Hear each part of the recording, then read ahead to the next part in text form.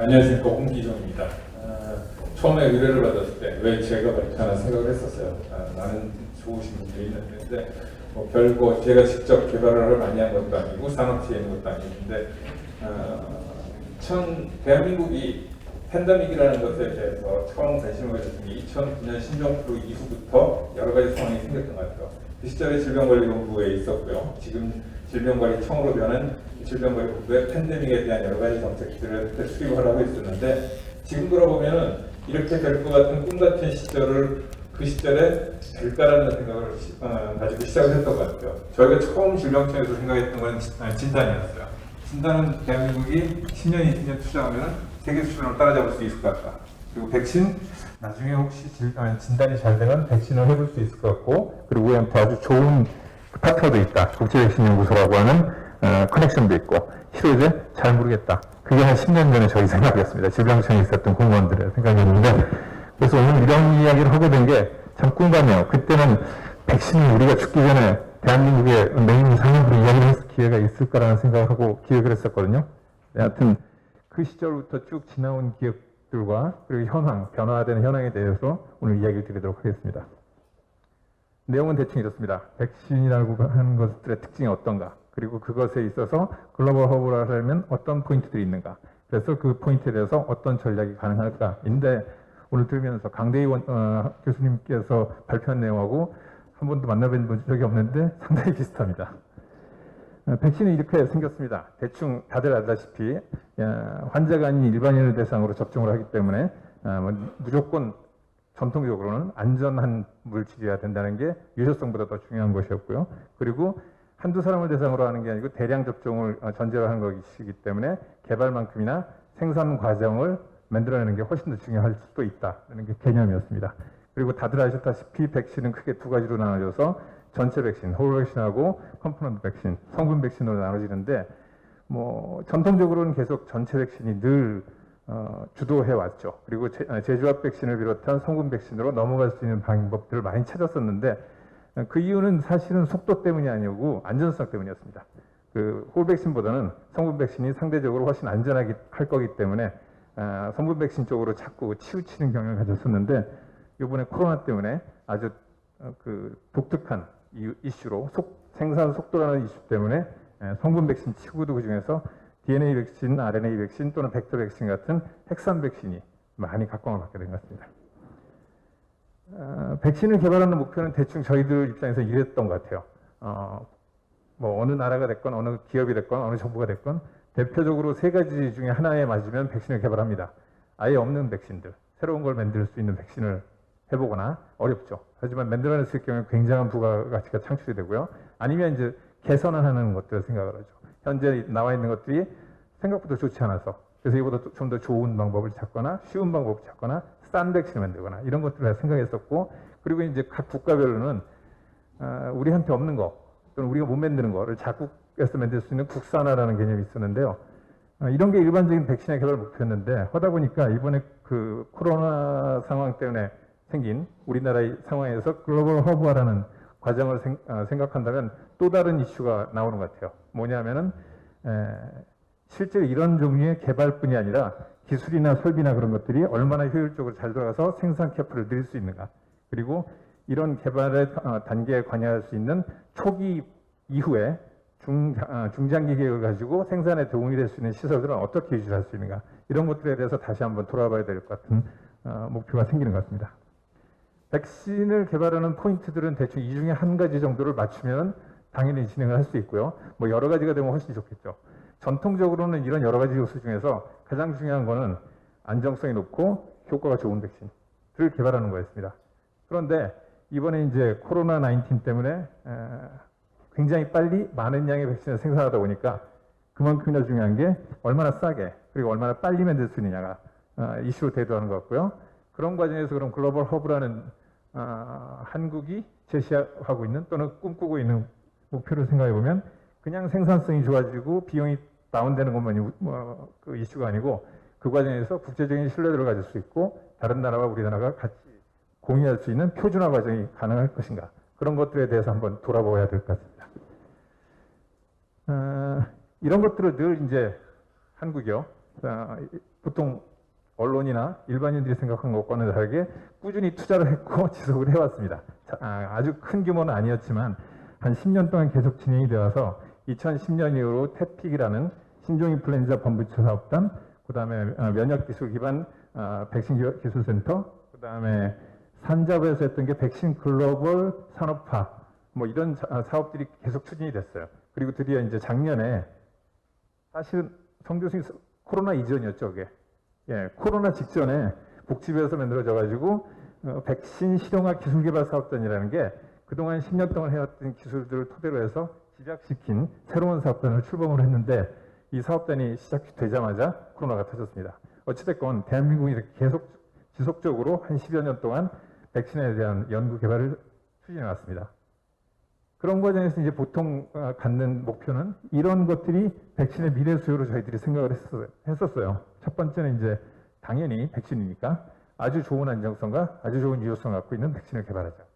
그리고 지금 사용하는 주사제 백신보다 훨씬 쉽고 편하고 보관도 좋은 그런 백신들을 만들어 보자. 그리고 계속 이야기가 나왔던 좀 더 빨리 많은 양을 만들 수 있는 기술을 만들어 보자. 이런 것들이 이슈였는데, 일반적으로 이렇게 생각하던 게 이번에 글로벌 허브화라는 목표에 맞춰서 생각을 해보면 코로나 19이 어떤 것들을 저희한테 제시해 줬냐면 다른 모든 것보다 빨리 많이 만드는 게 굉장히 중요한 것 같다라는 이슈가 되게 됐습니다. 이런 이슈는 이제 저희만 그렇게 생각하는 건 아니고요. 그리고 단순하게 이제 생각하다 보니까 그냥 떠오르는 건 아니고, 세피라고 하는 것, 이게 한국말로 번역을 하면 대유행 대비 혁신 연합인가 뭐 그렇습니다. 하여튼 세피라는 곳에서 그러니까 논의를 한 끝에 얻어낸 결과가 백신의 패러다임이 예전에 있었던 안전성이나 유효성에서 신속 개발로 변해가야 되는 것 같다라는 결론이 도출됐고요. 그 과정 속에서 이제 저 사진에 있는 분은 프랜시스 콜린스라는 노벨상 받은 NIH 원장님입니다. 그분이랑 여러분들이 주장을 한 게 100일 이내에 백신을 생산할 수 있는 시스템을 만들어내야 될 것 같다라는 이슈가 나는데, 이 100일 이내는 갑자기 어느 날 나온 게 아니고요. 실제로 미국의 국방성산하에 있는 육군 감염병 연구소하고 아리조나 스테이트 유니버시티 주립대학에서 한 10여 년 전부터 계속 평가를 했어요. 팬데믹이 있을 때 얼마나 빨리 만들어내면 백신이 유효하게 쓸 수 있는가. 답이 석 달이었습니다. 3개월.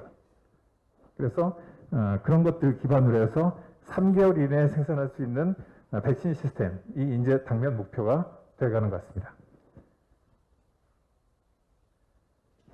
조금 전에 말씀드린 이제 생산이라는 측면에서 보면 그 백신의 생산 구조가 이렇게 나눠집니다. 오른쪽에 파란색으로 되어 있는 것들은 개발 과정에 관련된 그 절차들이고요. 왼쪽에 있는 빨간색으로 되어 있는 것들은 이제 생산 공정에 관련된 과정들입니다. 뭐 어떻게 보셔도 다 아시다시피 우리나라의 상황은 그렇게 녹록지 않습니다. 전문가풀도 매우 부족하고 인력도 부족하고 회사들도 없지는 않지만 그렇게 아주 높은 수준이나 잘 갖춰져 있는 데가 많지는 않습니다. 그럼 상대적으로 우리나라가 갖고 있는 장점은 뭘까라고 보면은 저쪽 오른쪽 위쪽에 써 있는 것처럼 기술력이 좀 상대적으로 잘 정비되어 있는 것 같고요. 그리고 손이라고 할까요? 그 인력들이 잘 훈련이 된 것 같고요. 그럼 거꾸로 갖고 있지 않은 것 굉장히 많은 것 같은데, 첫 번째는 이런 산업에서 쓰고 있는 소재나 재료나 용품들이 하나도 국산이 없습니다. 다 수입해서 쓰고 있고요. 두 번째로는 이런 산업들을 끌고 갈 수 있는 미래 기술들, 첨단 기술들은 상대적으로 갖고 있는 게 거의 없습니다. 그리고 마지막으로 이런 개발 과정에 도움이 될 수 있는 CRO, 연구대행기관이죠. 그다음 CMO, 생산대행기관, 그다음에 CTC, 그 임상센터 같은 것들이 잘 안 돼 있다고 말하기 힘들지만 뭐 실제로 국제적인 경쟁력을 다 갖고 있을 만큼 잘 갖춰져 있다고 말씀드리긴 어려울 것 같습니다. 예, 국내 백신에 관련된 기업들을 대충 나눠보면 이렇습니다. 파란색 박스 안에 있는 기업들은 다들 아시는 직접 생산하고 있고 제품을 갖고 있는 회사들이고요.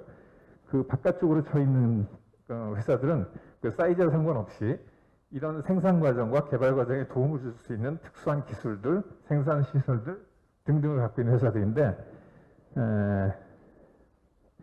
솔직히 말씀드리면 없는 건 없이 다 있어 보이지만 그렇게 잘 짜여져 있는 편은 아니고요. 파란 박스 안에 비해서 바깥쪽에 있는 기업들이 훨씬 레벨이나 오거나이제이션이 약하다고 평가가 됩니다.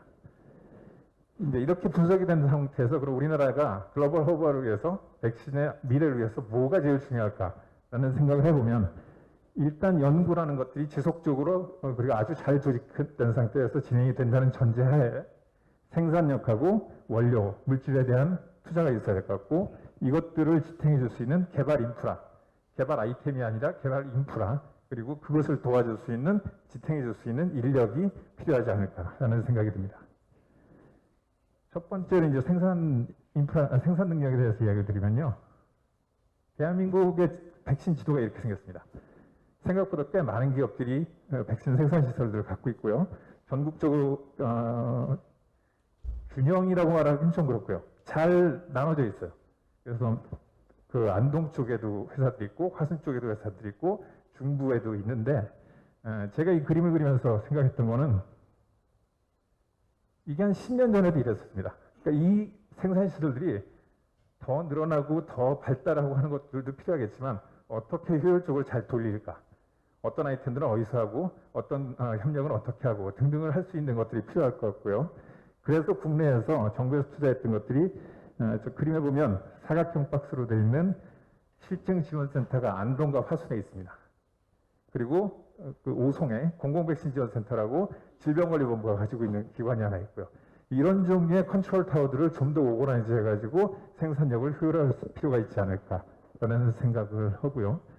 근데 두 번째로는 이제 소부장에 관련된 얘기입니다. 소부장이라는 용어가 좀 이상하긴 한데요. 국내에서 사용하고 있는 물질들 중에 플라스틱 웨어 몇 가지를 제외하고는 거의 다 수입해서 쓰고 있습니다. 그래서 만약에 호주나 미국이나 외국에서 저희한테 FBS라고 하는 물질이나 배양액 같은 것들을 공급 안 한다. 그럼 아마 그날부로 회사들이 다 셧다운 될 가능성이 클 거예요. 그래서 그런 것들을 국산화하는 것들이 당장 필요할 것 같고요. 이제 세 번째로 생각하는 거는 이런 것들을 하는 과정에서 그러면 열심히 연구자들이 항원을 개발하고 회사들이 많은 캐파를 갖는다고 해도 중간에 있는 개발 단계들을 다 섭렵할 수 없다면은 결국은 다시 외국으로 나가고 외국으로 나갔던 것들이 우리나라로 다시 돌아오지 않을 가능성도 많이 있기 때문에 그 갭들을 다 메꿔가 나가는 과정들이 필요할 것 같습니다. 그래서 저희한테 어느 정도는 있거나 또는 아예 없는 부분들도 있는데 그 부분들을 메꿔 나가는 전주교하고 고도화 과정을 노력을 해야 될 것 같고요. 마지막으로 강 교수님 말씀하시는 인력 양성하고 유사하지만 조금 다른 관점에서 보면은 질병청에 있다가 나와서 회사 생활을 건대로 오기 전에 회사 생활을 한 5년 했는데요. 가보면 현장 인력들이 턱없이 부족합니다. 학교에서 나온 학생들을 바로 현장에 투입해가지고 쓰는 방법들은 거의 없고요. 그리고 또는 특정한 분야들, 예를 들어서 인허가 과정이라든지 아니면은 QC, 퀄리티 컨트롤 같은 거 하는 거. 이런 쪽의 인력들은 사실은 몸값이 금값일 만큼 없어요. 사람들이요. 그래서 그런 쪽의 전문 인력들을 교육할 수 있는 기관들이 필요하고 제가 알기로는 이제 연세대학교 등등에서 이제 막 시작을 해가지고 조금씩 가르치고는 있습니다. 근데 현재 수준으로는 글로벌 허브를 목표로 할 만큼 충분한 인력을 공급하기는 쉽지 않고요. 이런 부분들의 지속적인 관심이 필요할 것 같습니다. 이달 초에 매일경제에 나왔던 기사인데요. 국내 백신 전문가들, 김우주 교수님이나 몇몇 분들하고 인터뷰한 건데요. 세 가지를 제안하셨어요. 첫 번째가 시간이 걸리더라도 mRNA 백신 등의 그 첨단 백신 기술을 끝까지 완주하자. 예. 경험에서 나오신 말씀 같아요. 김우주 교수님이 태픽, 인플루엔자 사업단 단장이셨습니다. 그거 시작할 때 저희 생각에는 될까라는 생각이 있었고요. 그리고 인플루엔자 백신을 만든다 무슨 일이 생길까라는 생각을 했는데 6년 동안 신종 인플루엔자 백신을 개발하는 과정을 하면서 국내에 많은 기업들이 생겼고 연구자들이 폭발적으로 늘어났다고 생각되고요. 그리고 저변이 많이 확대됐습니다. 그래서 이런 과정들이 확실히 큰 도움을 줄 것이고요. 두 번째로는 글로벌 기업과의 합작 형태로 기술 이전 네트워크를 만들자. 슬라이드를 넘기면서 그냥 넘어갔는데요. 사실은 그 우리나라 백신 지도에다가 제가 조그맣게 넣었던 게 오송이나 송도 같은 데다가 그 국내에 있는 IBI, 분원, 국제백신연구소의 분원들을 만들고 나비나 세피 같은 곳에 국내 사무소들을 유치하고 그러면 이들과 협력하고 있는 옥스퍼드 아스트라제네카라든지 머크라든지 파이자나 그런 데들이 저절로 한국에 와서 여러 기업들과 협력을 하지 않을까 이런 생각을 했었는데 김은지 교수님 등등도 이런 제안을 하셨답니다. 그리고 마지막으로 계속 이야기가 나오고 있는 백신 컨트롤 타워를 만들자.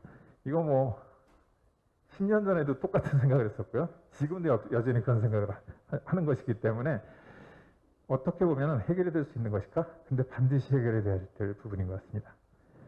제가 말씀드린 부분은 이제 정리하면 이렇게 됩니다. 첫 번째는 생산력을 효율화할 수 있는 방법을 찾자. 그래서 컨트롤 타워가 필요하고 그 컨트롤 타워를 중심으로 해서 기획을 하고 오거나이즈 할 수 있는 능력을 갖추자는 것이고요.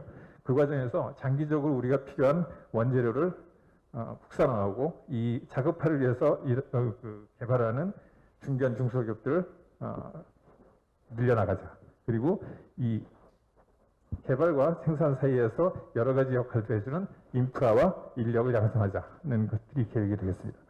뭐 들으시면서 뻔한 이야기라고 생각을 했을 텐데 10년 전에 이런 계획을 처음 만들 때 뻔한 이야기가 진짜로 현실이 될 거라는 생각을 해본 적이 없습니다. 근데 어찌됐건 진단은 현실이 됐던 것 같거든요. 그래서 백신도 또 한 10년쯤에는 진짜 현실이 될 수도 있을 테니까 관심을 가져주시고 가장 중요한 거는 두 가지인 것 같아요. 꾸준히 계속하는 것과 그리고 또 하나는 백신이 아닐 수도 있지 않겠습니까? 그래서 포스트 코로나가 어떻게 되는지에 따라서 좀 더 플렉서블하고 좀 더 얼터너티브하게 변화할 수 있는 대안들도 만들어 놓는 게 저희들이 해야 될 글로벌 허브와의 중심적인 아이디어일 것 같습니다. 감사합니다.